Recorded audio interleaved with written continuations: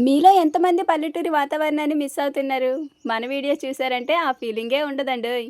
ఇక్కడ మా సాత్విక చూసారా అలా వెళ్ళి ఇలా వచ్చేసింది. అంటే వెళ్ళి మా తాతయ్య వాళ్ళని నిద్ర లేపిందనమాట. అంటే అలారం మాదిరి వాళ్ళకి. బయట పని చేసుకుంటూనే మరోవైపు వంట కూడా అయిపోయిందండి. పిల్లలకి అన్నం పెట్టేసాను. తిన్న తర్వాత ఇదనమాట పరిస్థితి. రోజు ఇలా తుడుచుకోవాల్సొచ్చిద్ది. అన్నాన్ని చీపురుతో తుడవకూడదు కాబట్టి ఇలా ఒక క్లాత్ పెట్టి తుడిసామంటే ఈజీగా క్లీన్ అయిపోయిద్ది. పిల్లలకి వాళ్ళంతట వాళ్ళు స్వతహాగా తింటేనే వాళ్ళకి కొంచెం ఒంటికి పడుతుందనమాట. మనం తినిపిస్తే అదే అలవాటవుతుంది. అందుకని నేను పిల్లలకి చాలా వరకు వాళ్ళ చేత్తోటే తినేటట్టు వాళ్ళకే పెట్టేస్తాను. కాకపోతే తర్వాత క్లీనింగ్ చేసుకోవచ్చు ఏం కాదు. బయట మంచిగా ముగ్గయితే పెట్టేసుకున్నానండి. తర్వాత రేణుని కూడా స్కూల్‌కి పంపించేసి సాత్విక ఏమో తాతయ్య వాళ్ళ ఇంటి దగ్గర ఆడుకుంటుంది. లాస్ట్‌లో తనని చిన్నగా రెడీ చేసి పంపిస్తాను.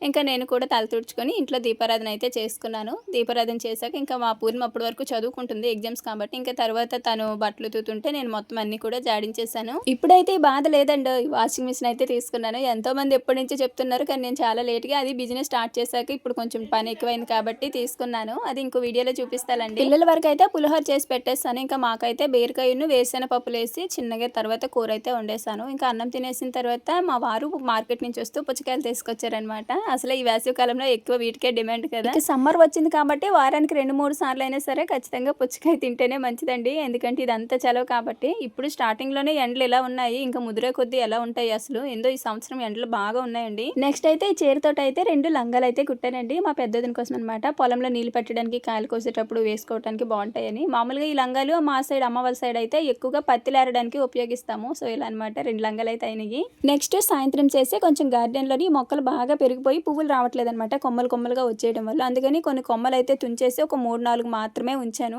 ఇప్పుడైతే పువ్వులు బాగానే వస్తున్నాయి. నాకు ఎన్ని పనులున్నా సరే గార్డెన్ కూడా ఇలా చెక్ చేసుకుంటా ఉంటానండి. నెక్స్ట్ మొన్న వీడియో పెట్టాను కదా! ఇలా పిల్లల కోసం స్నాక్స్ చేశానని గులాబీ పూలు.